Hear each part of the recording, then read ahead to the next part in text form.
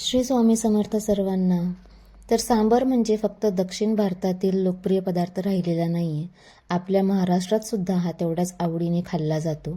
आपल्या घरीही हा तेवढ्याच आवडीने आता बनवला जातोय, कारण की इडली ही सगळ्यांच्याच घरी आवडती झालेली आहे आणि इडलीसोबत सांबर हा येतोच. पण आज मी इडली बनवलेली नाही आहे, पण जिरा राईससोबत पण हा सांबर खूपच चविष्ट लागतो. त्याच्यामुळं आज सांबरची ही रेसिपी मी तुम्हाला जिरा भातासोबत करणार आहे. तर कशी बनवते ही रेसिपी तुम्ही ती नक्की बघा.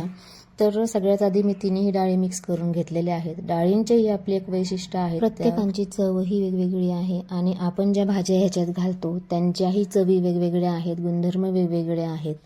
तर असे जर का पदार्थ एकत्र मिक्स होत असतील तर तुम्ही विचार करू शकता की ह्याची चव ही भन्नाटच लागणार आहे. तर अशी ही सांबरची रेसिपी आपण बनवणार आहे.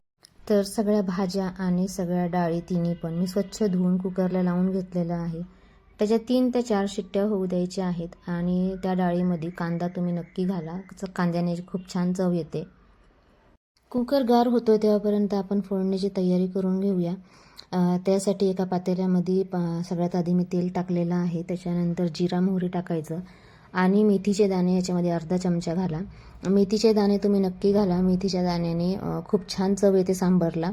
आणि थंडीच्या दिवसामध्ये मेथीचे तुम्हाला वेगळे फायदे मला सांगायची गरज नाही आहे. मेथी आरोग्यासाठी पण खूप छान आहे. त्याच्यानंतर कांदा घाला. कांदा घातल्याच्यानंतर कढीपत्ता, टोमॅटो आणि तुमच्या घरी जो मसाला आहे तो मसाले तुम्ही त्याच्यामध्ये ॲड करा. मिरची पावडर, हळद वगैरे. त्याच्यानंतर जे डाळी आणि भाज्या आपण शिजवून घेतलेल्या आहेत ते सुद्धा ह्याच्यामध्ये घाला आणि तुम्हाला जेवढी कन्सिस्टन्सी हवी असेल, पातळ किंवा घट्ट, त्याप्रमाणे तुम्ही पातळ किंवा घट्ट ते करू शकता. चिंच घातलेली आहे आणि फोडणीत अर्धा पॅकेट आणि वरून अर्धा पॅकेट असं मी एक पूर्ण पॅकेट सांबर मसाल्याचं घातलेलं आहे.